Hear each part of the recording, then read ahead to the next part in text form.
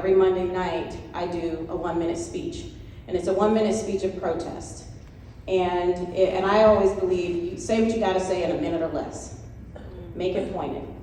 And so this Monday, I got off the plane and my staff hands me a speech, and they were very proud of helping me get the speech together, and it was on our K through 30 plan, which we'll talk a little bit about as we get rolling here today.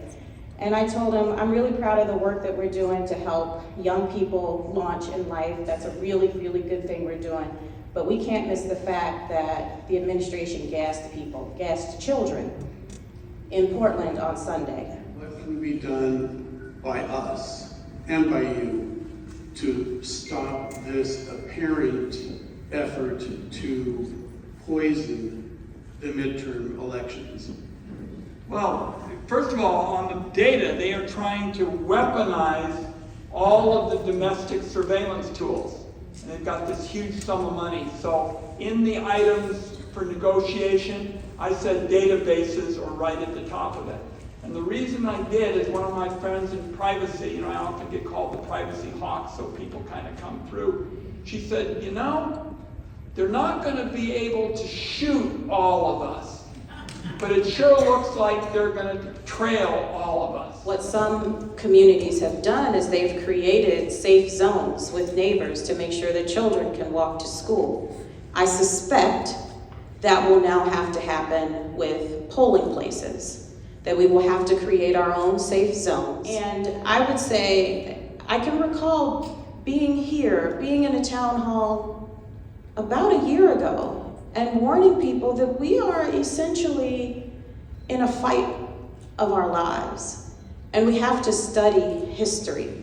We have to study civil rights history. We have to study immigration history. We have to study slavery. All of those tools and techniques they were using, we have to bring out our own. Because Trump is trying to create some new devil in the sanctuary kind of law. You can debate that all you want, but we're basically talking about states' rights.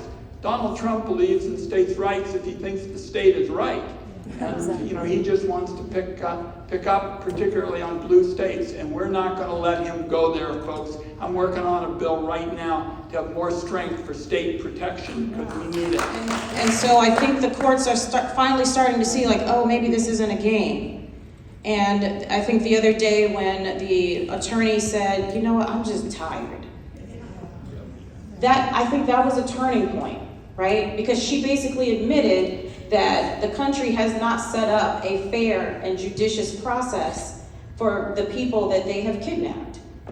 It hasn't happened.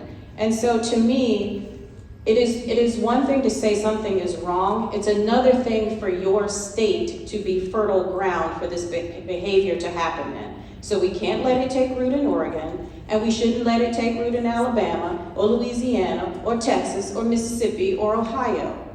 That is how we use those neighbor networks. That is how we use the Chamber of Commerce. That's how we use zoning, unfortunately. That's the tool we have at this point.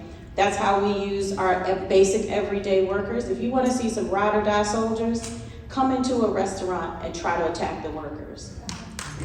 They'll have none of it.